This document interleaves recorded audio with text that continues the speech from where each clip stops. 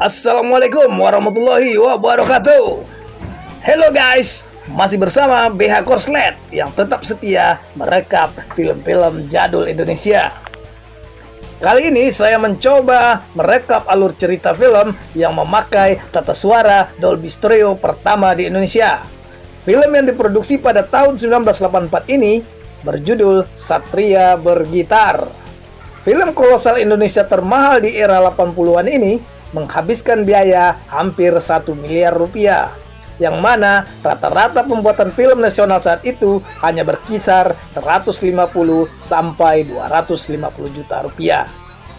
Film ini dibintangi oleh Rhoma Irama sebagai Satria Bergitar, Rika Rahim sebagai Putri Tirza, W.D. Mukhtar sebagai Raja Wasit Aron, Sultan Saladin sebagai Abu Garin, dan didukung oleh aktor dan aktris terkenal pada zamannya seperti Farida Pasha, Matias Bukus, Urip Arfan, dan masih banyak lagi yang lainnya. Baiklah, tanpa memperpanjang berkadimah, segera saja kita saksikan alur cerita film ini. Tapi sebelumnya, bagi yang belum pernah menonton film ini, perlu saya beritahu kalau video ini mengandung spoiler konten. Assalamualaikum warahmatullahi wabarakatuh.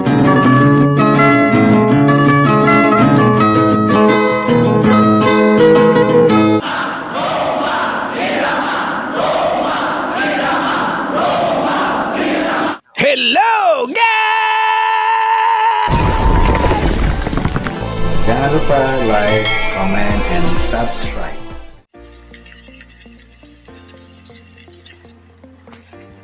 Terlihat di awal film, seorang musafir yang mengendarai seekor kuda yang bernama Soneta melewati sebuah negeri bernama Antik Gaza. Musafir ini bernama Rhoma Irama, sang Satria Bergitar. Ketika Rhoma Irama beristirahat di sebuah lembah yang bernama Lembah Berduka, ia disambut dengan lemparan tombak oleh beberapa orang yang tak dikenal. Mereka adalah para prajurit Abu Garin, raja yang berhasil menguasai dan merampas tahta dari raja sebelumnya. Ketika Rhoma mengejar para anak buah Abu Garin, dari kejauhan tampak beberapa orang juga tengah memata-matai gerak-gerik Rhoma. Mereka ini adalah para prajurit dari Raja Wasit Aron, raja sah dari kerajaan Gaza yang telah dirampas oleh Abu Garin. Sehingga Raja Wasit Aron bersama putrinya yang bernama Putri Tirza dan beberapa prajuritnya yang setia bersembunyi di Lembah Berduka sambil menyusun kekuatan untuk merebut kembali tahtanya yang dirampas Abu Garin. Ketika mendengar informasi kalau ada seorang bersenjata aneh memasuki lembah tempat persembunyian mereka, Raja Wasit Aron beserta Putri Tirza langsung memimpin pasukannya untuk menyerang Rhoma karena mengira Rhoma adalah panglima perang dari Abu Garin.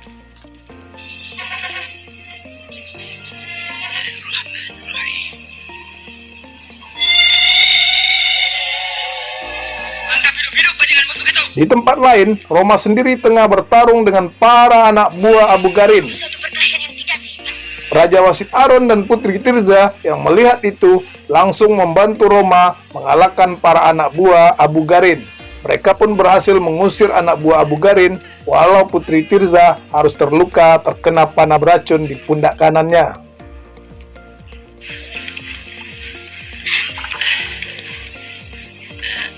Karena merasa Rhoma bukanlah musuh mereka, Raja Wasit Aron pun mengajak Rhoma ke markas mereka. Di perjalanan, Rhoma menyempatkan untuk menyampaikan syiar-syiar Islam kepada Raja Wasit Aron dan para pasukannya. Hai anak muda, kau belum menjawab pertanyaanku.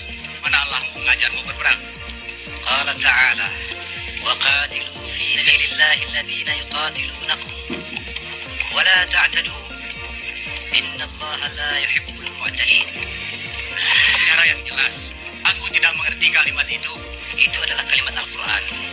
Sesampai di tempat persembunyiannya, Raja Wasit Aron pun berdoa kepada patung berhala yang bernama Dewa Haron.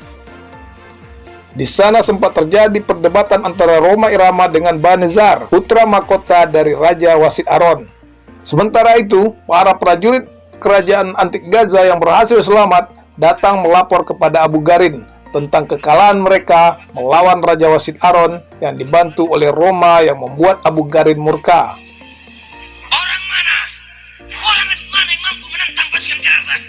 Di tempat Raja Wasit Aron, tampak para tabib sedang mengobati Putri Tirza yang sedang terluka. Sedangkan di luar, Raja Wasit Aron tengah berpesta atas kemenangan mereka melawan pasukan Abu Garin. Di sini, Banezar yang masih sakit hati kepada Roma menantang Roma untuk berduel. Dengan mudah, Roma bisa mengalahkan Banezar. Lalu datanglah Kuncen atau tabib yang mengobati Putri Tirza yang memberitahu jika Putri Tirza dalam keadaan sekarat. Raja Wasit Aron pun kembali meminta kepada dewanya patung berhala untuk menyembuhkan putrinya. Juru kunci atau kuncen dari Dewa Haron memberitahu kepada Raja Wasit Aron kalau dewanya sedang marah dan meminta untuk diberi korban darah suci perawan. Raja Wasit Aron pun memerintahkan anak buahnya untuk mengorbankan seorang gadis tawanan untuk dibunuh di hadapan patung Dewa Haron. Tapi ritual itu dicegah oleh Roma yang membuat Raja Wasit Aron marah. Ia pun menantang Roma untuk bisa menyembuhkan Putri Tirza. Jika Roma berhasil, maka Raja Wasit Aron beserta pengikutnya akan memeluk agama Islam. Tapi jika gagal, maka Roma pun akan dibunuh dan dikorbankan untuk dewa mereka. Setelah membaca ayat suci Al-Quran, Roma pun mengambil pedang yang sudah dipanaskan untuk mengeluarkan racun dari tubuh Putri Tirza. Ketika Putri Tirza sembuh, Raja Wasit Aron beserta pengikutnya mengikrarkan diri untuk memeluk agama yang dibawa oleh Roma, yaitu Islam. Bimbinglah kami ke jalan Tuhanmu. Kuncen dari Dewa Horon mendatangi Abu Garin dan pasukannya yang tengah menyembah sebuah berhala bernama Dewa Demon, yang mana menurut kepercayaan mereka, Demon adalah ayah dari Dewa Horon. Mendengar Roma yang merubah Raja Wasit Aron dan pasukannya menjadi Muslim, serta melihat kedekatan Roma dan Putri Tirza melalui sihir sang kuncen, membuat Abu Garin murka. Karena selain tujuannya menguasai kerajaan antik Gaza, ia juga sangat ingin mengawini Putri Tirza, serta merebut batu mustika bernama Mutiara Samudra Tantangan yang masih dikuasai Raja Wasit Aron. Tirza, aku pasti datang. Di sini, Roma Irama mengganti nama Putri Tirza menjadi Hayatun Nupus yang membuat Tirza semakin memendam rasa terhadap Roma. Di hari berikutnya, anak buah Abu Garin membakar desa-desa dan membunuh para petani untuk menebarkan ketakutan kepada Raja Wasit Aron dan Roma Irama. Seorang anak kecil bernama Oktura yang selamat dari pembantaian mendatangi Roma dan pasukan Raja Wasit Aron. Ibu Aktura memang benar. Terlalu luas untuk bisa dihancurkan oleh sebilah tombak kezaliman. Lukanya terlalu dalam menyayat Roma. Hanya orang yang pernah menerima penderitaan berhak untuk mengecap suatu kebahagiaan, wahai sahabat. Kita harus segera menghukum Garin. Yang mana kemudian Roma dan Raja Wasit Aron beserta pasukannya mencegah pasukan Abu Garin di lembah berduka. Roma dan Raja Wasit Aron kembali dapat mengalahkan pasukan anak buah Abu Garin dan membuat mereka lari tunggang langgang. Keesokan paginya ketika Roma dan Putri Tirza alias Hayatun Nupus sedang bercanda gurau, datanglah dua orang ahli sihir yang bernama Mozar bersaudara yang langsung menyerang Roma, namun dengan bantuan doa, sihir-sihir Mozar bersaudara dapat dipatahkan oleh Roma dan kembali membuat mereka terbirit-birit. Hal ini juga disaksikan oleh Banezar dan prajurit yang bernama Arfan, orang kepercayaannya. Banezar pun sempat mengintip Raja Wasit Aron memberikan kalung Mutiara Samudra Tantangan kepada Roma, walau aksinya hampir dipergoki Roma dan Raja Wasit Aron. Sementara itu, di kerajaan Abu Garin terlihat Abu Garin sedang marah kepada istrinya yang bernama Anitius karena Abu Garin sangat berambisi untuk mendapatkan Putri Tirza. Di tempat lain, Raja Wasit Aron dan Putri Tirza sedang berjalan-jalan dengan membawa Soneta, kuda putih milik Roma Irama. Namun tiba-tiba mereka dikepung oleh Santias, anak buah Abu Garin, dan menangkap mereka berdua.